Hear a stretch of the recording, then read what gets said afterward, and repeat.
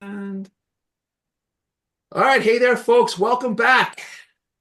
As the world goes a little bit bonkers, I figured it was more important than ever that I keep bringing book tour to you. So, welcome to Russ's Rockin' Rollercoaster, intriguing interviews with creative minds for our 2025 season premiere. So, as a lifelong Star Wars nerd, I still find myself revisiting that distant galaxy far, far away. But as with all things, Star Wars continues to evolve with new series and movies coming our way. And now, with nearly 50 years of Star Wars already come and gone, and too many subsets of fans to keep track of, I've been sort of increasingly curious about what Star Wars means to people, and more specifically, now that we've had our 9 episode saga of OG films, prequels, and sequels, and animated series and TV shows, I thought it was time to jump into a new discussion, which tonight will be tackling Star Wars Beyond Skywalker, the Jedi, the Sith, and the meaning of the Force. All right, on our panel tonight is Jennifer Brody, a film and TV producer, screenwriter, Stoker-nominated novelist, and creative writing instructor, who began her career in Hollywood working on films including Lord of the Rings, The Golden Compass, Freddy vs. Jason, Texas Chainsaw Massacre, and she's also written Disney villains, and of course, for Star Wars. Welcome back, Jen. Great to be here. Thanks for having me. All right. Also on our panel is my pal Krasava Myers, an author, entertainment journalist, and chief editor of the Star Wars news entertainment website Scavengers Holocron. Or you did it. I can't remember if you're still doing it. But anyway, welcome back, Krasava. Glad to be. All right. And rounding out our panel is my pal Zaki Hasan. Zaki is a professor of communications and media studies and member of the San Francisco Bay Area Film Critics Circle. His reviews and analysis have appeared in venues such as the San Francisco Chronicle, IGN, Philly Weekly, and he is co-host of the Movie Film Podcast. He has also contributed to books on Planet of the Apes, Blade Runner, and of course, the Star Wars franchises. Welcome back, Zaki. Hi, thanks for having me again.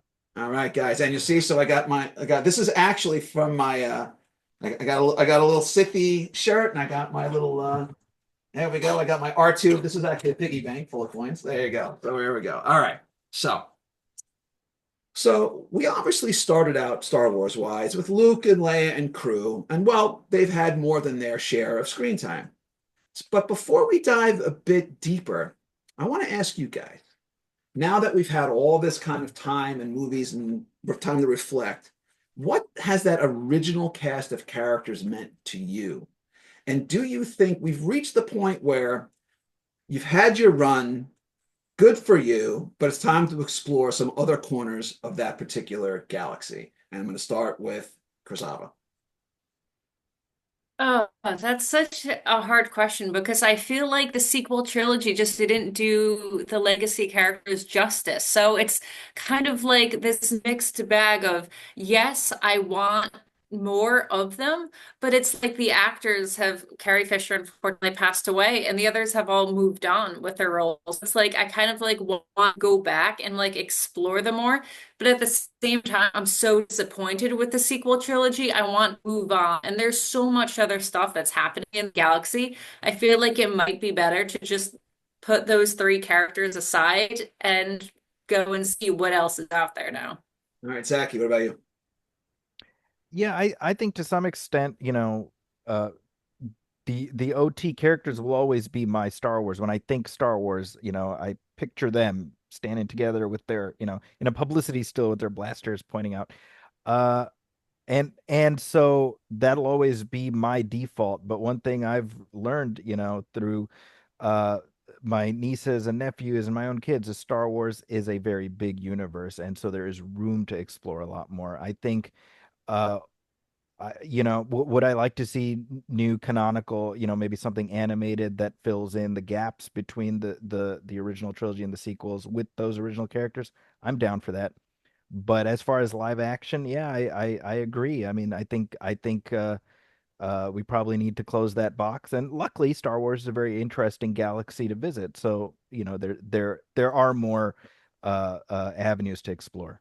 All right, and Jen, what about you? And this is coming on the heels, of course, folks, that Kathleen Kennedy has the guru of Star Wars has announced her retirement at the end of the year. So I don't know who they're gonna put at the top of the pyramid. I guess we'll find out. But anyway, so Jen, what about you? Yeah, I mean, I have to think people are thinking about Dave Filoni. I mean, Star Wars, I mean, I grew up, my dad's a huge Star Wars fan. I grew up watching it as a kid. I'm a huge fan of the prequels. Completely agree that the most recent trilogy really dropped the ball on like 20 different ways and didn't do service to the canon characters, unfortunately. I think, Star Wars has a lot to explore, but I think in doing so, they need to have a stronger point of view in terms of what they're trying to communicate about this universe or what this is really going to be about. But I think there is some room to go back to some of the characters. Obviously, we don't have Carrie with us, and some of them are a little older, but Hayden Christensen, in my mind, is kind of in a nice prime right now as an actor. I think, I mean, having written Canon Vader, I think there's room to do some interesting stuff with Darth Vader that hasn't been explored, even maybe in the realm of like a Maleficent kind of style situation, but obviously completely Star Wars at the same time, like peak Vader. Ewan McGregor is still in a great place as an actor. I do think they were such great iterations that I think somewhere going back post prequels, somewhere in there, there might be room to carve something more interesting than what they've actually already done. I have long, long, long thought there should be a standalone Princess Leia film. I think it was a huge missed opportunity that they did the Solo film. Because I mean, Solo's fun. He's great. He's technically more of a side character. Leia is core to Skywalker lore. Did she secretly train to be a Jedi? She has Force abilities. I would love to write it, by the way. I think a standalone Leia would be very interesting to explore. She's not been done as much as Luke, for example. And I think there's an audience. I mean, think about the poster, Princess Leia. Everyone's going to show up with the iconic hair and the white. Who's not going to go see this thing? And I think there are some great actresses that could step into those shoes, actually. And I think with advancements in AI, with permission to author and actor estates, I think you could do some stuff, that would still honor legacy. I'm deep in Cobra Kai, but they had Mr. Miyagi, and I think that's a great use of, when an actor maybe moved on, but this character is still very alive. So that's my little spiel. I think there's room everywhere, and I'd like to play in all the sandboxes. I agree, and it's a shame because she was supposed to be the star of the third, sequel movie, but unfortunately, when she died, they had to just scramble and just rewrite it the best that they could, and it's a shame because what a great moment that would have been to have Carrie Fisher, her specifically as Princess Leia, to really like bring the whole 9 episode saga home. Really would have been because she was supposed to be the last Jedi. I think there's still something to do. Her daughter's quite a good actress too. Yeah. There's something there's a way to do it that I think if you did it with honor and with the right people behind it would be really an exciting thing that we haven't seen. They did Young Leia on the Obi-Wan show, but to really see something else. I mean, she goes from that to heading the rebellion. I mean, that's a huge story in and of itself. So speaking of, so over the last 10 years or so, we've gotten several animated series and some live action TV. Most of the new shows were extensions and expansions, of the Skywalker saga, more or less. In your opinion, did those animated and live action shows, did they scratch a particular itch for you? Did they flesh out the world we know and love and adding layers to the existing lore, or did you find it more as just kind of a side diversion? Zaki, what do you think? I think it's been a mixed bag. I in terms of the animation, if we're talking about stuff after Disney took over, I think Rebels is some of the best Star Wars I've ever seen. I think on the television side, I think Mandalorian to me it started strong. It to me it's tapered off. I can't say I'm hugely enthusiastic about the new movie coming up. I thought Book of Boba Fett was a dud. Um, I liked Acolyte. I think I might be on an island with that one, but I I did. loved Acolyte. I'm Okay, very upset you and we're me. not getting a second season. And I think Yeah, speaking for the female audience here, I have a lot of girlfriends that are very upset that we don't get any payoff to that romance. So But actually, that, so this is the moment I was talking about, Jen, but I'm gonna wait for Krasava to weigh in here because she has something to say. I was agreeing. I thought the Acolyte wasn't that bad. I think what happened was putting it out as Disney Plus series when you release one episode a week was a huge disservice. It should have been a movie. It had very clear defined acts. If that hadn't been a movie released in the theaters, we never would have seen as much backlash, I believe. I mean, there's still going to be that very vocal minority that don't like it just because they say it's woke or whatever. Honestly, I think narratively it had a very clear beginning, middle, and end, and there was definitely more room to continue that story.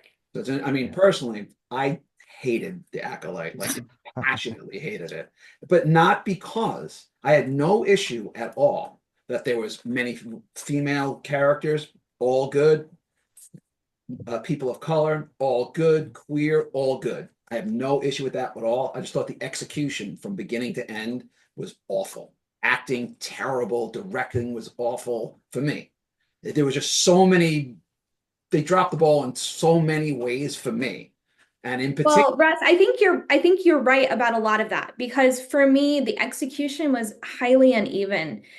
That said, I thought it had a lot of good stuff. And I think you have to go back and remember that when we're talking in television series land, there are a lot of shows that ended up being like 10 out of 10 that started out very wobbly in their first seasons when they were found their trying to legs. find their footing. You have to give them a second to build audience and build character. I think some of that stuff could have been smoothed out and corrected. And I say this having produced movies and worked at studios. You can fix things when you know they weren't quite there.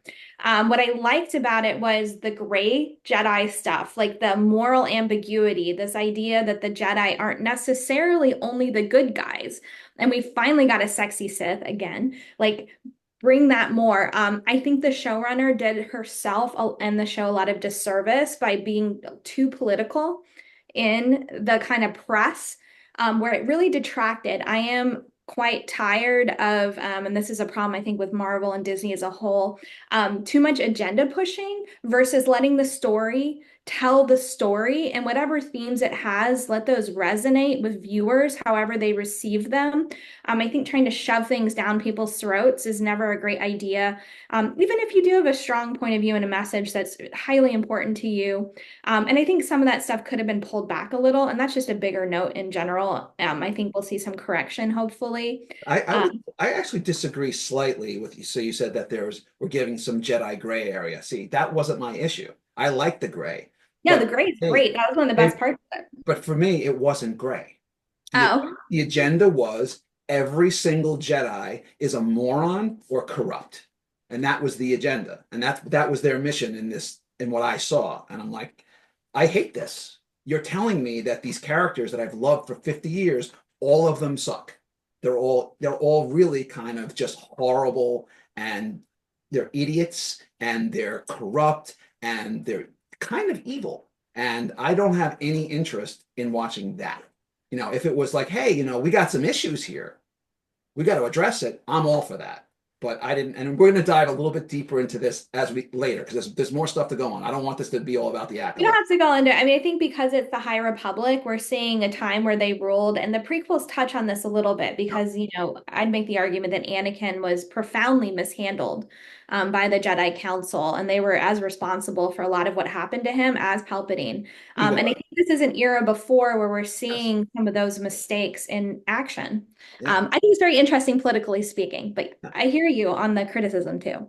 So, all right. So, and all this leads me kind of to a deeper theme of the pound. So I would say that two outings. So, and I want to connect with this. This is kind of what I was getting to, that two outings in particular that strove to challenge preconceived notions about Star Wars. And I'm all good with that, right? We don't have to just rubber stamp the same old, same old, same old.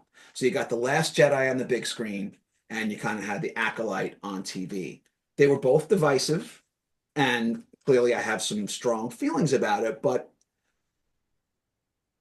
what are your feelings kind of, and maybe we sort of touched on it a little bit. I want to maybe dive a little deeper because I want to touch on both, about just the simple notion of challenging what's come before, and then B, how well those ideas were executed. So we touched a little bit about the Acolyte, and there's more. If there's more room to run, then let's run. But also The Last Jedi, which I just rewatched it again this weekend.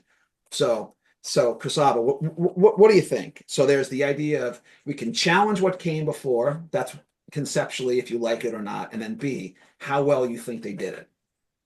Well, I think basically we've always had morally gray Jedi. Like, I feel like that was always there. That was always present. It's just that the original trilogy didn't really show that because it was like looking back, that it was like the Jedi, these almost priest-like figures that did so well. And now that we're exploring canon, we get to see like, oh, they weren't really these like saintly like figures that like they were like human too. Like they had all of these issues and problems, and the High Republic era is really, getting down into the meat of that.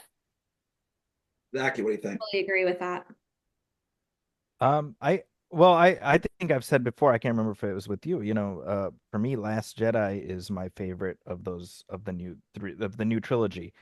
And I appreciated the way it was setting up, oppositional ideas based on what we know. But what I've said all along is any trilogy is thesis, antithesis, synthesis, and whatever ideas were presented by the Last Jedi that were oppositional, it's sort of what we're missing, unfortunately, was something in the third film that would bind it all together. And when you're doing a sort of a baton toss trilogy, uh that doesn't work as well as it could, unfortunately. But I think the iconography of Star Wars is so just seeped into the core of just broader culture, that I welcome that stuff. I welcome the stuff that says, well, what you thought may not necessarily be what is, and it's a constant conversation. I mean, that's kind of the great thing. If I can use the example of Andor, to me, Andor is very, very different from any other Star Wars. Well, I guess other than Rogue One, and yet it is, to me, it's Star Wars to its core, and yeah, that's what I want to see more of, is things that illuminate these uh narrative ideas. And in Andor, the famous monologue that Stellan Skarsgård gives, I'm like, this, we've never seen anything like this in Star Wars, and yet it's so steeped in everything. It's steeped in all the lore. That's what excites me. I know. I hate Andor. I have such a Oh, controversial really? opinion I think, and I have the same problem with Andor that I have with Last Jedi. Last Jedi I also profoundly dislike. I think it's not a Star Wars movie. And that's the funniest part about it. I don't think that Rian Johnson fundamentally internalized what Star Wars is and represents. And he makes so many critical errors, in my opinion, with that film. And then there's also my biggest issue with it, just technically speaking, is the whole movie could have just been the prologue. Nothing happens in Last Jedi. That whole chase really is a prologue. And then we should have had a whole movie that would have set up a big third film, a movie where things actually happened. Nothing happens in Last Jedi. Andor, for me, my biggest issue is that Star Wars is a colonized alien universe. It is super hyper diverse. Lucas went way out of his way, both financially and technologically, to show us that in the prequels and to show us that the rebellion, unlike the Empire, is extraordinarily diverse Yep. with all kinds of alien species, all kinds of planets. In Andor, there it's wiped clean. It's all these vaguely British people speaking in vaguely British accents. What planet is this where we're all human? What prison is this where there's no aliens but only this one weird species? In Coruscant, in particular, for me, how are we seeing this where we're not capturing that universe? And I think the writer is on the record saying that he doesn't have the imagination to write alien characters, therefore they're not in the show. And for me, that should be a complete disqualifier to write in Star Wars. I think it's good on its own as a thing that isn't quite capturing Star Wars to me. But that's my biggest issue. My other big issue with Star Wars is that tonally it's four quadrant, right? What's cool about Star Wars, which everyone's always trying to get, is it works for adults and kids at the same time. You don't need to have separate carve outs. Here is the adult series. Here's Skeleton Crew, which I also didn't like. This is the kiddie one. No, the original films work for kids and adults, and you see that consistently. Russ, you said you were just watching with your kids. My dad introduced me. And I think that is what Mandalorian got right for the most part, which is that tonally, Jon Favreau, and I think Dave Filoni too, of course, understands fundamentally what Star Wars is and kind of what The magic was kind of there, whether it was in the first season in particular. Yes, I agree. Yes. And it captured kind of the essence. And I think we do have to pay homage to George Lucas that he had a very specific vision that drove him to great lengths to show us this. So for me, those are my big issues with All right. So these other if I let you go, you'll never stop talking. So I got to move on. So, the reason I wanted to get into even The Last Jedi a little bit, which is part of tonight's theme, is that he made a very big point of saying that the Jedi have to be destroyed. They're all wrong. And that was it. Now, I would say if you want to, first of all, episode 8 of a 9-episode saga is not the place to say, we're going to blow this whole thing up and do something else, which is even one thing, except he didn't offer anything that comes next. He didn't say, hey, look, they said, look, the Jedi haven't been getting it right. Fair enough. But what they never said is, here is where we go next. This is how you build the next generation of Jedi so we get it better. That was never part of the movie, and that's one of the things that drove me absolutely bonkers, besides the fact of how horribly they treated Luke, which is a whole other thing. And if you get me started, I'll never stop. So we'll put that aside. We'll put that aside from now. So the idea is this, and I really kind of wanted to get into this, is what are really the Jedi about? There's the Jedi, there's the Sith, and then there's the Force, all right?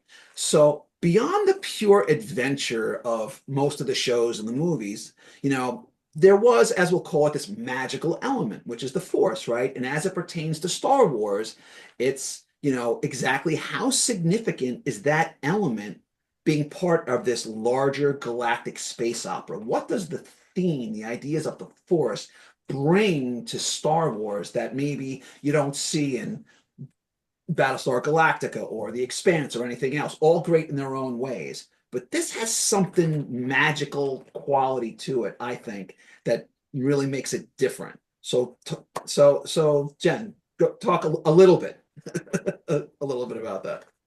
I mean, I think this is where Star Wars is fantasy first and science fiction second. It's space wizards. I mean, I'm obsessed with Lord of the Rings, Gandalf too.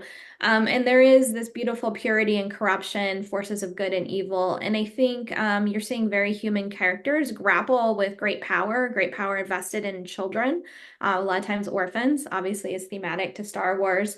And I think, on a very big level, it's like the Joseph Campbell of it all, the hero's journey, will we choose the path of good or the path of, anger and destruction? I'm obviously more team Sith in general. They have more fun, right?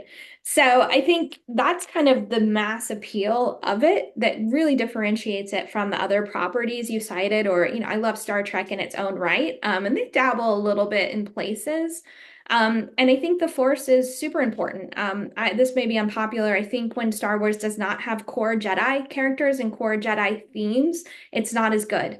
Yes. The show's Agreed. It's just not, Mandalorian at least gets there, with Moff Gideon and, the Darksaber and all of that. And we do start to filter it in. But I think when it lacks that, it's just kind of ho-hum to me. It doesn't speak. Great. So, Krasava, what about you? What is tell me to you, like what's the significance or not of the Force as an element within Star Wars? So I really love the Force element in Star Wars because I believe George Lucas had said that he drew from a lot of different religions. Like you have like the Buddhist philosophy about how all life is connected, and you have the yin of the balance of the Force. And to me, I've always felt like the Force isn't just one thing. Like you have this cosmic force that is life, that holds all of life together. And then you have this separate thing that's like almost like a living force, where that is then yourself, like your kind of like your soul, like your embodiment, like you choose to do. So the cosmic force is always there and surrounds all of us, like Obi-Wan Kenobi told Luke. But then there's also this living force that allows you to choose the light side or the dark side. And it's not you make this choice, but it's basically how you interact with the force and your decisions and your motivations and how that all corresponds to each other. So, Zaki, anything to add here? Well, I think the it's been pretty well covered. I think all I'd add is I think having this element of spirituality does allow Star Wars to stand apart in that it presents this amazing technological wonderland, but what truly elevates some of our characters is the ability to leap beyond what's in front of them and to embrace something that's completely out of their understanding. And I think that that is unique, that is special, and I think that is at least part of um why this franchise endures. The Force is any kind of spirituality, and it becomes sort of catch as catch can for anybody who watches. Yes. Okay. So let's get into this idea of the Jedi and the Sith. So if you study your philosophy, as we've been talking about, there's this notion that we, all of us, always and forever, have there's light and darkness inside all of us, always kind of battling for control, right? Kind of this is your sort of, spiritual sides of us, and you hope, I guess, that the light wins more than more than the dark. Now, in Star Wars, we've been told that the Jedi are the good guys and the Sith are the bad guys. It's pretty black and white in that regard. Where A New Hope pretty much established that the light side of the Force is good and the dark side is bad. Is it really that simple? It's good and it's bad, or is there more to it than that? Zaki, what do you think? I think as Lucas intended it is that simple, right? I mean, um, it's pretty straightforward. If you give in to your baser self, if you follow the sort of the path of least resistance, then you have fallen into something, right? I think that the prequels illustrate this really well in terms of the conflict that everything that Anakin is going through. It positions him at a point where he can take the path of least resistance, which is just to follow his anger and everything else, and that leads to something that's calamitous. Uh, if we think of the prequels as in many ways George Lucas, his final word on what Darth Vader's arc was meant to be, it's pretty clear to me. And that's not to say, by the way, that there aren't avenues to explore there with the Jedi, good intentions notwithstanding, screwing up. Well, that they're human, right? So that's interesting. I don't mind that, but I think that the core of the idea, well, the Jedi, they are the good guys. They strive to do good. The Sith are the bad guys. They rejoice in doing bad. I think that to me is those are keystones. Just a quick side note, we'll get into a little bit more. When the prequels originally came out, they were criticized for being kind of too heavily, political for a Star Wars movie. Yeah. But I swear to God, if you didn't know any better, because I just watched them, those three movies are playing out in our country in reality today, right now, Right. almost like that was their playbook. They literally followed those three movies and said, let's do that. And they're doing it like today, like right now. But anyway, side note. So Jen, so what do you think? Is it really just in Star Wars? Is it just that clear? Jedi good, Sith bad? Is it just really that black and white, or is there something No, else? I don't think it is. I mean, I think, yeah, to some level, sure. I mean, there is that very easy to understand. And Lord of the Rings has it too, Sauron evil, Oh, he was. Yeah, it's like, but I think in the original film, there are a lot of seeds planted. There's seeds with Obi-Wan that he made mistakes, that he regrets a lot of what he did. And you could classify as maybe the greatest of the great in a certain sense. But he has a heavy burden and he's in hiding. He went and, the Jedi have been destroyed. Partially he contributed to that to some levels, and that mistakes were made with Anakin. And I think, George really did want to tell that great fall character arc to see the becoming of Darth Vader. But the big turn for Anakin is his mother, right? Yeah. And to some degree, the Jedi could have saved her. They really could have. They had so much power, they had so much connection to wealth. They could have saved his poor enslaved mother. We're They we're gonna really we're gonna could. we're gonna get into that But exactly. there's this kind of non-attachment. I think she mentioned the Buddhist and the kind of more religious underpinnings, and that's a big thing in Buddhism, that the root of all suffering is attachment, and therefore, Anakin's attachment to his mother is what ultimately leads to his downfall, and then Padme as well, and we see that play out in real time. But I think that in Lucas's iteration, there is this moral ambiguity that is absolutely seeded in. And we see elements, we see Yoda and the council deliberating in the prequels, and they're uncertain about exactly what they should do at times. And I love the humanity that is woven in, for lack of a better word, because obviously we have aliens.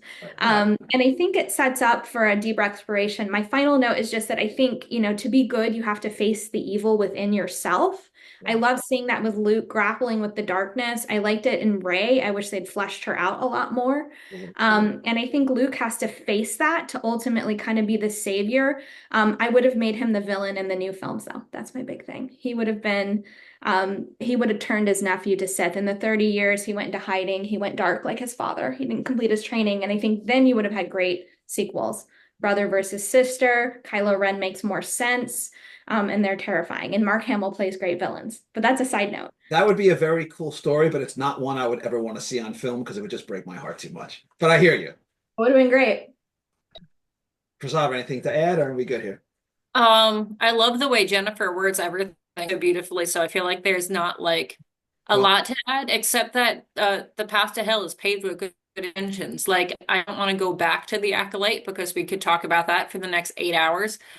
But like Saul had good intentions. Like he believed in the goodness of the Jedi and he wanted to take Osha and May away from the sisters because he thought he was doing the right thing. He thought this is the Jedi way. This is how it's supposed to be. But it was almost like you could say a dark side choice because he had his own personal motivations for that. So there, it's like a flip of a coin the way you used to see it. And that's that kind of moral ambiguity that I really like that the Acolyte played with. They could have, handled that better. Like there were some characters that were just like evil for the sake of being evil and didn't really seem to have much motivation outside of that. But So let's talk. So this is something I really want to get into, and it drives me. I have to say, it drives me freaking bonkers. In all of Star Wars, it's not specific to any one movie or show. Although I think some are far more egregious. Is that the idea of these various characters being force sensitive was not consistent throughout the franchise. And same again, the ways in which characters are actually force sensitive with their sensitivity powers. They show up when it's convenient to the plot, and then it's nowhere to be found in others when it's not convenient. I sense a disturbance in the force when it seems cool, but when there's like something evil happening right next to you, you're like, so what do you guys think? How do you think they handled the whole, I feel the vibration, the tremors in the force, I sense things through the force, except when they don't. So Zaki, what do you think?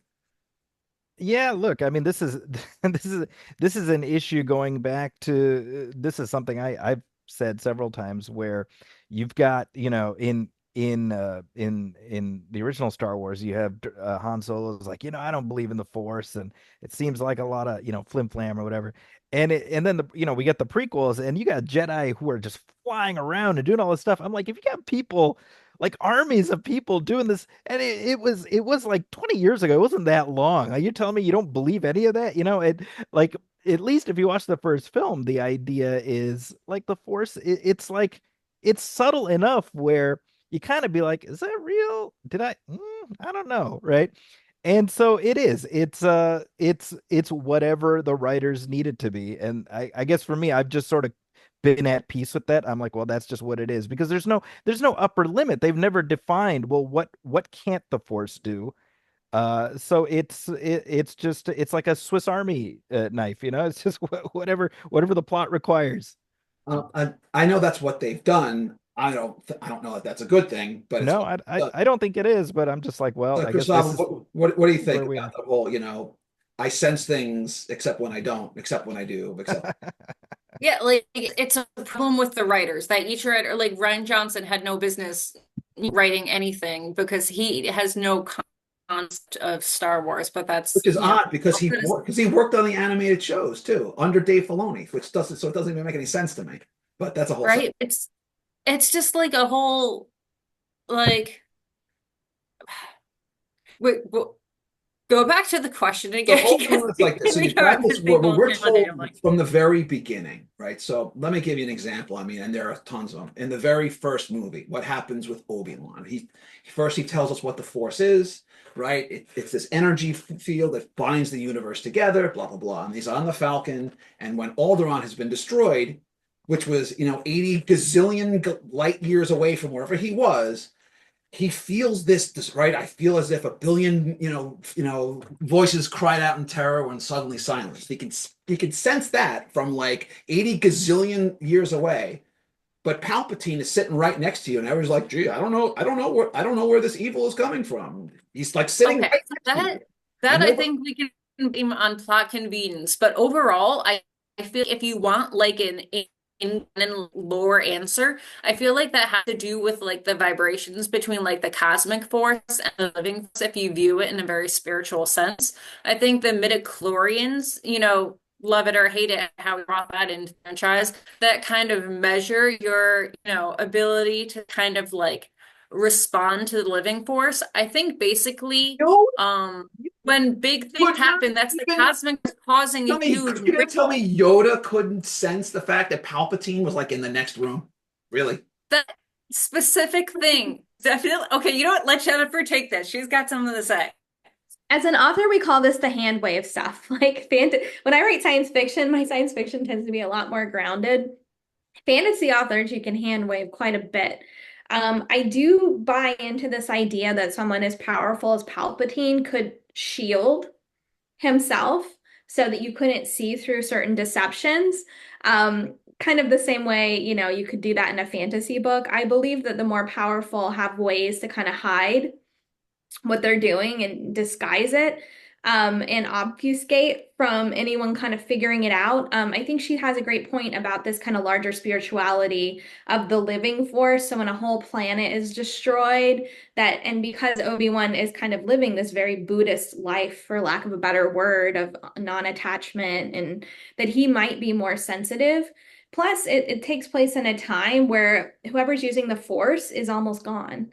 So there's less, I would say, interference potentially happening, with all these different places tapping into it. It's like I could sense it being clearer. I think when you go back to High Republic or even to the prequels where there's a lot more going on, it's almost like there's more noise everywhere. So I could see that it might be harder to hone in on any one thing. It kind of makes me think of, like X-Men, like Professor X, where he has to wear the helmet and it takes a long time for him to train to filter out and focus in on specific voices because everything is so loud.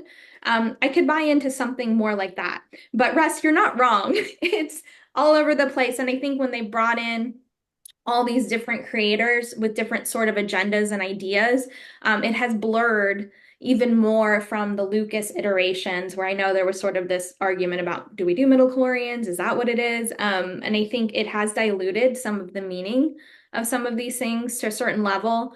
And I miss some of the spiritual elements. I wish they would bring some of that back. Yeah, I just because I get it, it's so fresh in my mind because I just rewatched it. I mean, you know, I hear you that if Palpatine had, I think at Yoda at one point he said, the Sith they know our weaknesses or whatever that is. Exactly. Okay, it's one thing to say that they know them. You got to tell us what they are. And you got to show that's such a big thing because it wasn't like, oh, Palpatine just sort of disguised the fact that he was who he was. They covered up everything. This wasn't like it was just happening in that room. This was happening all across the galaxy. They And were distracted though. They were distracted by a lot. I mean, Palpatine had a lot of things going on to specifically to distract them from what was really happening. And you know how they always say when you're looking if I outward, I, I need my not looking buzzer here on inward. that one. I'm not buying that one. Well, they did know there were issues with Anakin. They were worried about Anakin. So there was some awareness, and there are. See, that's the thing, right? You say there's some awareness, but here's a thing where they can see certain things so clouded the future is. Meanwhile, other things are like, oh no, this is going to be a fucking disaster, and they know it. And there's just that inconsistency that just drove me bananas. And it was hard. It's really hard for me to sort of. I think you're trying to, it's very hand wavy. You're trying to logically make sense of things that Yes. aren't necessarily presented that way. Yeah. But I do think there is something about the arrogance of the Jedi and that they're looking outward and not looking inward to right in front of them, sort of. Look, and I see that I buy that they kind of got to a point where maybe they got a little too comfortable in their place and they sort of no this kind of everything's fine, all right, there's a couple of problems and they're not paying attention, which I would totally get if they weren't having a council with the most powerful Jedi in the galaxy all together. It was too much to get by. It was kind of like in The Last Jedi where the theme is Luke says, I'm so distraught, I'm going to cut myself off from the Force by going to the Force planet. Wait, what? So you're going to go to the place that has the greatest concentration of Force powers to cut yourself off from the Force, and then you decide, nope, actually, I lied. I'm now so powerful with the Force that I can project myself across the galaxy. Yes, it doesn't make any sense because my pitch that Luke was supposed to be the bad guy is what George Lucas, I've since kind of found out, was actually intending. And that was Lucas's original pitch. When Really? J.J. Abrams came in, he wanted to do another Death Star instead. Lucas said that was stupid, and he Right. basically left over that. But it would have made sense if the original Lucas pitch was what they did, right? Therefore, you would go to the power source, right? Oh, but under that condition, I would buy what you're saying. But that's why it's all over the place, is because Yeah. they kind of ham-fisted in some not smart things Yeah. that created more problems as the series built on. I know. I know I'm It's a a mess. maniac. I want things to make sense. I know. I can't help it. I'm sorry. It's a high bar sometimes. I'm a maniac. I can't help it. All right. So real quick, before we go. So obviously we started off some big news. Kathleen Kennedy announced her retirement at the end of the year. Do you feel optimistic that there's going to be a new voice at the top of the pyramid to sort of, let's call it broadly speaking, right the ship? Or is it just going to be another round of we get what we get? Zaki, what do you think? Optimistic, pessimistic?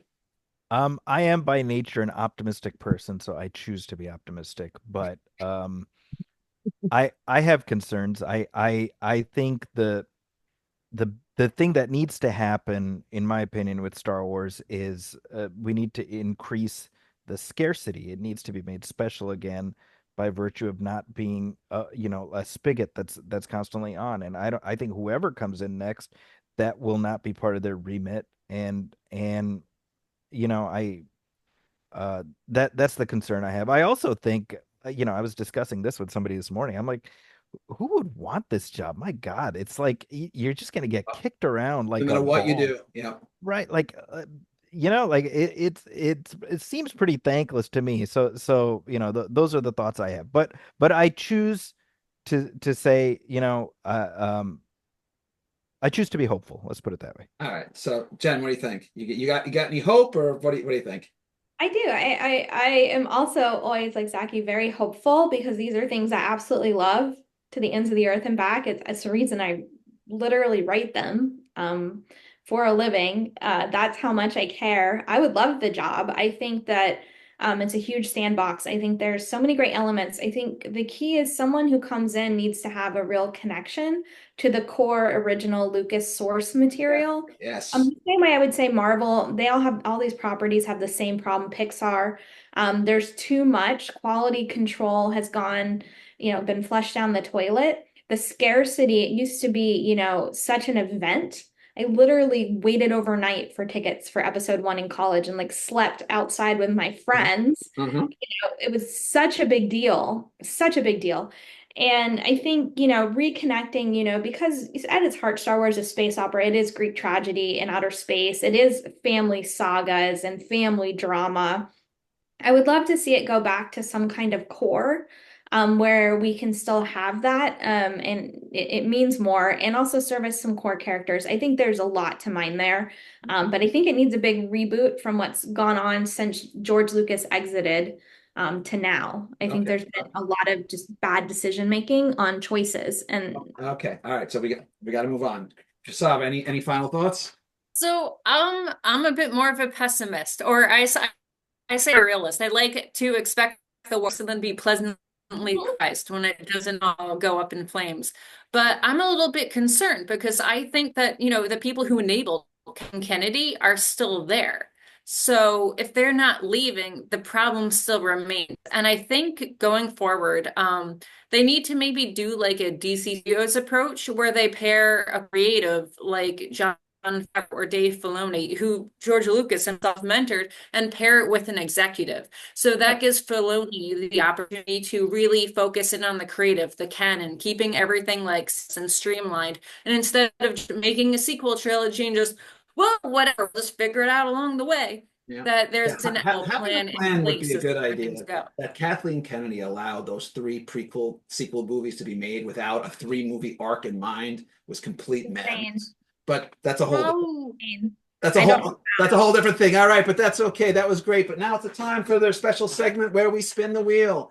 On the wheel are 7 possible categories, including many that I created specially for tonight's show. Wherever it lands is what you get, and the categories are Jedi powers, Attack of the Clones, Would You Rather, Get in the Ring, Two on Tons, Double Agent, and Inner Villain. All right, Jen, you're up first. You ready? Sure. All right, what do we got for you?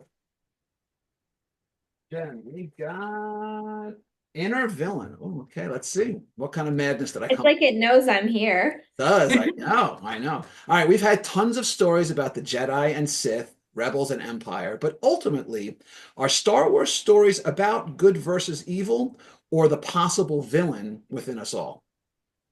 Well, I think both. I would love to see more exploration of some of the Sith and the villain characters. Like I pitched earlier, and they just let me write it. Even something like a Maleficent with Vader, I think would slay. And be a really exciting kind of turn to see something like that. It burns me so bad that Kathleen Kennedy's edict was minimize Vader. I know. I No, no, fully agree. the most It is compelling character you have. He's one of, I mean, I'm known for writing villains. I write a Disney villains series, literally. I always am hired to write these kinds of characters. They're super fun. They're all fantastic. A story is only as strong as the villain, and Star Wars has not one but two great villains in Vader and the Emperor, both terrifying, scared the crap out of me as a kid. And I would love to see a center stage. I do think a darker kind of take, people would show up. And I mean, dark is in like Maleficent dark, right? Where you can still bring your kids. Like, to enjoy this thing. But I think if you look at the success of Wicked, which I know is lighter tonally, or Maleficent, I think there is something to do there that would be quite exciting. Okay. And I would show up for it. I know that. Well, I would. All right, Krasava, you're up next. You ready? All right, what do we got? no. And for you, we've got Double Agent. All right. What is this? I don't even know what I did. All right, one character from the Star. Okay, one Star Wars character from the Star Wars universe is not who they seem. They are on a secret mission playing for the other side. Give me your best double agent, and you can't say Jar Jar Binks. I love Jar Jar. Oh man, that was the most obvious one. Jen, I thought I knew you. I honestly want to Skywalker. Jennifer has sold me on this dark side Luke story. And she's right, he didn't complete his training. Like, there's definitely something like, what did he actually went to Octo because he was trying to escape his own dark impulses that he was afraid of passing to Ben Solo. And then he realized that he did and he failed him. And so I'll just, stop talking because obviously I'm stealing Jennifer's story. No, that's a great idea. I think I'm with you 100%. Wouldn't you be compelled by that?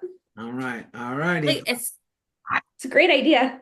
Okay, Zach. Yes. Here we Go go. write it. All right, Zaki, for you, what do we got? We've got no duplication, so I'm just going to go one over. All right, Jedi powers. Here we go.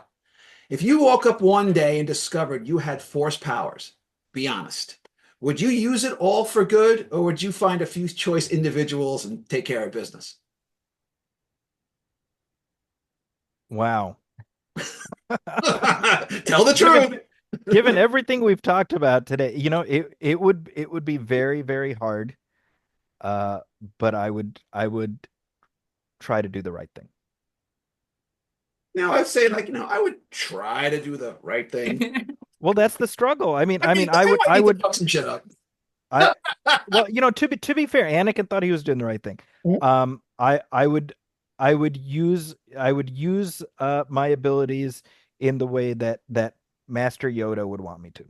All right. Oh, All that right. was so sweet. All right. Fair enough. Fair enough. All right. Next up, we're going to pick your poison. I got three choices for you, A, B, and C. I'm not going to tell you what's behind each one. All right. Let's go in reverse order. All right, Zaki, you're up first. A, B, or C? B. B. All right. I'm going to give you some truth serum. You ready? I got 10 Star Wars questions. You ready? Here we go. Answer quickly. Favorite Star Wars medium? Movies, TV. It could be live action or animated. Books, comic books, or video games. Movies. Movies. Favorite Star Wars movie? Empire Strikes Back. Least favorite. Attack of the Clones. Favorite Star Wars TV show? Andor. Least favorite Star Wars TV show? Book of Boba Fett. Favorite Star Wars character? Han Solo. Any character from the Star Wars universe you'd like to see get a better or more expanded storyline in live action TV or movies? Wait, sorry, can you say that again? So Sorry. give me any character from the Star Wars universe that you'd like to see get a better or more expanded storyline. Ben Solo. Force powers or witch powers? Force powers. Best Star Wars relationship? Han and Leia. Most impactful Star Wars moment? You were the chosen one. Oh, Good. good one. Okay, love it. Okay. All right, Jen, you're up next. You got A or C? I'll do C. All right. Ooh. All right, mirror, mirror. You can gain Jedi powers in the real world as it is today, but to do so, there would be a Sith Lord to balance things out, whose powers in equal but opposite strength would also be in the world with the two of you in a long-standing battle. Would you sign up for that? Yeah, especially if we can be like Raylo, and get that full-on romance going. Oh, they were so icky. I hated that. I love it. I'm like, you can sex with the Force. Who knew? The Last Jedi, thank you for that. God, it There's was so, with other pants in space.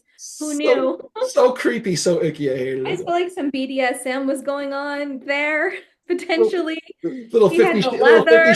little 50 Shades of Star Wars. Yeah, a little. There was a little of that, and There was, there's I know. well, there's a huge explosion of Raylo fan fiction, and a lot of those authors have landed big publishing deals. So I'm just saying, if there was like a Manny Ramirez style sexy Sith Lord that I could kind of, battle, but then have that nice tension, I think I would go. Okay. All right. I see what I see I see what you're putting down there. Okay. All right. So Krasava, you got A. So the writer's room. You've been invited into the writer's room as part of Team Star Wars that oversees the entire franchise. Oh God. You have to instill two must-haves and two never-evers. What are they? You can never have sex using the Force. Um, Oh, that's funny. you can never use the Force to move matter with that weird dyad thing that they do in The Rise of Skywalker, because that made absolutely zero sense to me, and I still hate that scene. Yeah, it was weird. Okay. Okay, so what are your two must-haves? Um, hmm. In all of media? This is big picture stuff. You gotta have this and you gotta have that. Okay, so we definitely have to have the Force included in some way, but in a way that makes sense, as we previously discussed tonight. Okay. And we have to see some kick-ass lightsaber battles because this is Star Wars after all. Now, so I will say this, as much as I did not like the Acolyte, and Acolyte. I have very few kind things to say about it, but I will say the action scenes were very good. I'll give you that. Best lightsaber battle since the prequels. And it made me go to the other ones. What happened with this choreography? So those were quite good. Okay, all right, guys, we'll take some questions if we have any. I don't see any in the chat box. So we're gonna wrap up. So I got a few things to share. Just bear with me just 1 minute, and I'm going to share my screen, and I've got some goodies for everyone to see. So hang on a second, and we've got, okay, and oh, wait, hang on. There we go. All right. So, Jen, what are we looking at here? My brand new space romantasy astro romance trilogy, A Sacrifice of Blood and Stars, takes place in a near future with a space force, someone who enlists and is paired with a boy on Earth, enemies to lovers, romance, and maybe some aliens in the back end. Second book, Sacrifice of Flesh and Fury, drops in May. Third book will be out next year. So super fun, multiple point of view if you're into that. It's a good continuation to my 13th Continuum series that I debuted with if you're into fun, space opera, and romance. Oh, very, very cool. Okay, so that was you. So now hold on, let me move this out. I did something goofy with the, can you guys see this here? Are we good? And you still see my book. No, okay, all right. So hang on, I'm gonna have to X this out. I did a little goofy technical stuff here. So give me a second, and I'm gonna fix this again. Hold on. I don't know what I did today. For first show of the year, you'll have to forgive me. Here we go. Okay, as for me, so this is a brand new novella that'll be out next month. So since we were talking about inner turmoil of your dark side and your light, so they're through Padwolf Publishing. They have a series called Agents of the Abyss. If you figure MI5 is the British Secret Service that handles domestic, MI6 is James Bond International. Well, MI7 is a covert division consisting totally of classic monsters. This is and this one is a YA novella, hide and seek, theory of the white mask, where right here we've got young Agatha Jekyll. She is a descendant of Dr. Jekyll. Here we've got Gilbert, who's a descendant of the Invisible Man, and this is Lily, who's a human cheetah hybrid. Well, anyway, when Agatha's grandmother, Sarah, who herself was a Jekyll, and has the high power. She's now since retired. She's been kidnapped, and this young crew is called into action to rescue Agent Granny Sarah. It's a heist movie. It's an action thriller with some espionage, and at the core of it, young Agatha spends the entire storyline grappling with her own inner monster that's battling for control. So if you want a book that's got some action, adventure, espionage, and this young girl who's battling her own inner demons, and the question is, who's going to win? And the answer is, you'll have to find out. It will be available from Padwolf Publishing next month.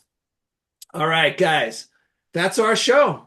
I want to thank my guests, Jen and Krasava and Zaki, for coming out and talking Star Wars and the Force and Jedi and the Sith. And I want to thank everyone who showed up to watch today. I'm your host, Russ Colchamiro. As always, be kind, be gentle, be generous of spirit, and for God's sake, defend the Constitution and democracy so we can live to fight another day.